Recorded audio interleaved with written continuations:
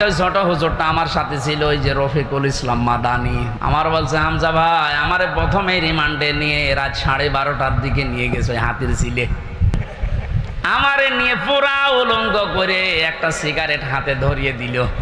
একটা অন্ধ উলঙ্গ মেয়ে লোক কোন জায়গা থেকে যেন নিয়ে আসলো, রাস্তার দুই পাশে ব্যারিকেড দিয়ে বন্ধ করা।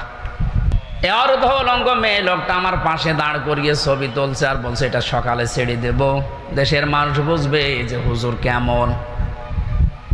এত অসহায় লাগছিল ওই সময়। আমি তো এমনিতে ওদের সাইজে চাইতে একেবারেই ছোট।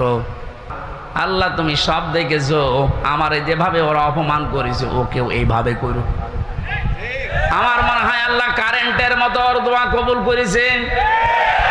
দেখেছেন না, ও এখন 3 ইঞ্চি। কয় ইঞ্চি?